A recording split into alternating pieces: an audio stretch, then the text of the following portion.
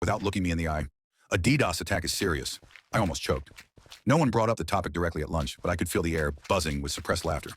When I walked past the marketing team's table, someone started humming under pressure. And worst of all, the head of DevOps sent me an invite to a shared Google Doc titled Brainstorm 2.0 Kinky Edition. I clicked decline so hard that my laptop froze. Alice was surprisingly calm. In the evening at home, she even hugged me, sat down next to me and said, "I talked to the psychologist you had that session with. He wrote that this happens a lot, that sometimes you need to talk about your thoughts, even the wild ones, to release tension. I don't judge you." I wanted to cry, out of relief and out of shame.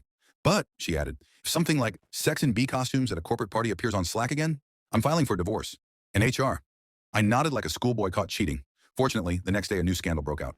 Our designer accidentally posted a banner on the homepage of the website that said sale 69% instead of negative 6.9%, and it instantly became the #1 topic in the office. My DDoS took a back seat. And you know what? A week later, Alice brought me a notebook and said, "Let's make our own list, but together. No Slack, no psychologist, just for ourselves." That evening, we started a new tradition. Once a month, an open, honest, sometimes slightly crazy dialogue. No censorship, no shame, and no send to all button. But of course, that wasn't the end of it, because Slack, as it turns out, keeps a history. And then on Friday morning, our IT guy, Roman, the one who always wears a Rick and Morty hoodie, posted a screenshot of my list in the group chat with the comment, "Never thought you could use Jira Backlog like that." I froze. That meant someone had screenshotted everything before I had a chance to delete it. So it was still circulating. And now it wasn't just a fail, it was folklore.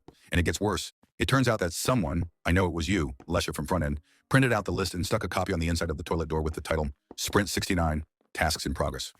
I hid in the conference room, trying to breathe through my nose as the same psychologist taught me, until the CEO came in. He just walked in and sat down opposite me. "Listen, I want you to know that we are a progressive company. We don't judge." But he paused too long for a heart-to-heart talk.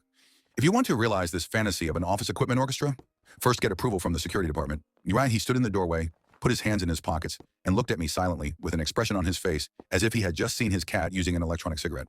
"Why don't you sit down?" he said, although it sounded more like, "Sit down, this is going to hurt."